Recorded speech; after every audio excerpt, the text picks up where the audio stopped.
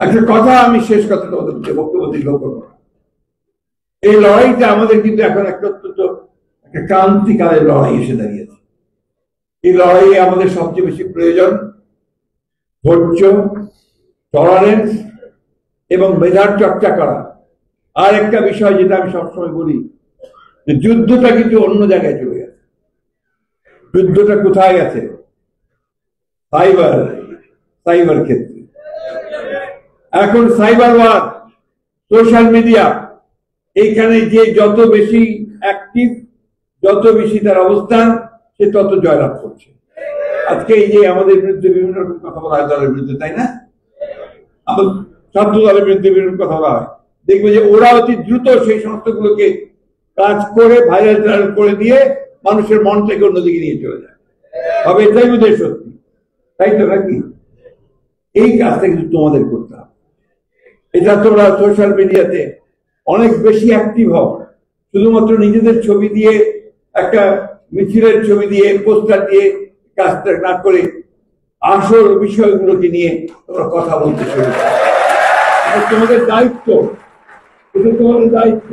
আমরা যারা বয়স্ক মানুষ, আমরা বিএনপি করি, আমরা সবাই এটা ভালো মতো বুঝিও না, কিন্তু তোমরা ওই মোবাইল সেটটা খুব ভালো বোঝো, তাই না?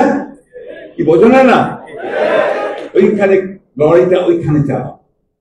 That is the most important place. ওই জায়গায় তোমরা যদি লড়াই করতে পারো, তাহলে তোমাদের বিজয় কেউ ঠেকাতে পারবে। তাই আমি অনুরোধ করবো যে আজকে ছাত্রদল একটা নতুন একটা সুযোগ পেয়েছে নিজেকে নতুন করে তৈরি করবার।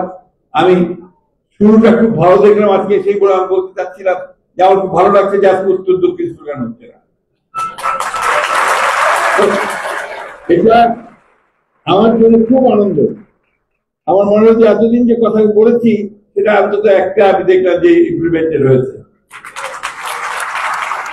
কারণ ছাত্রদল এরা উত্তর দক্ষিণ, তাই না? আর আমরা যে স্লোগান দিই মাঝে মাঝে, অমুক ভাই এগিয়ে চলো, আমরা আছি তোমার সাথে, বলি না? এইটাও দরকার নাই। আমাদের ভাই একজনই তারেক রহমান, তাই না? আমাদের নেত্রী একজন, আমাদের দার্শনিক, আমাদের প্রতিষ্ঠাতা একজন শহীদ জিয়া রহমান। মাঝখানে আর কোনো ভাইটাই নাই, কিন্তু ডিসিপ্লিন আছে। আজকে আমাদের ছাত্রদের নেতা কি রাসেল, অন্যান্য নেতা যারা আছে, তাদেরকে সবসময় মেনে চলতে হবে, সব জায়গায় নেতৃত্ব মানতে হবে, অর্থাৎ একটা সুসংগত রাজনৈতিক দল গড়ে তুলতে হবে। এবং সেটা আমাদের চিন্তার মধ্যে দিয়ে। পড়াশোনা করে আমরা বলবো যে কেন আমরা ছাত্রদল করি, পড়াশোনা করে বলবো যে কেন আমরা পরিবর্তন চাই, পড়াশোনা করে আমরা বলবো যে ফ্যাসিস্ট কারা আর আমরা গণতান্ত্রিক কারা, কেন গণতন্ত্রের জন্য সংগ্রাম করছি, লড়াই করছি। এটা আমরা আমাদের মেধা দিয়ে আমরা নিয়ে আসবো। আমি আর বক্তব্য দীর্ঘ করবো না, তোমরা সামনের দিকে এগিয়ে যাও। তোমাদের সামনে এখন নতুন জগৎ, নতুন দিগন্ত। এই দিগন্তে তোমাদের নতুন করে অবস্থান নিতে হবে। তোমাদের ভবিষ্যৎকে তোমাদের তৈরি করতে হবে। ছাত্রদলকে নেতৃত্ব দিতে হবে ছাত্র রাজনীতির ক্ষেত্রে। এটা সবসময় মনে রাখবে। এটা একটা বড় শিক্ষা প্রতিষ্ঠান ভিত্তিক সংগঠন করে তুলতে হবে। শুধু মহল্লা ভিত্তিক সংগঠন করলে হবে না। শিক্ষা প্রতিষ্ঠানের ভিত্তিক সংগঠন যদি না করো, তাহলে কিন্তু হবে না। ওই শিক্ষা প্রতিষ্ঠানে তোমাকে নেতৃত্ব দিতে হবে। ওই শিক্ষা প্রতিষ্ঠানের সংসদ নির্বাচনে জয়লাভ করতে হবে।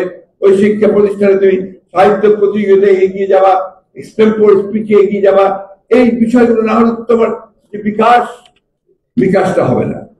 আর সঙ্গীতে বলো, রাজনীতিতে বলো, অর্থনীতিতে বলো, ব্যবসা বাণিজ্য প্রসারের ক্ষেত্রে বলো, তোমাদেরকেই সেই নেতৃত্বটা সামনে নিতে হবে।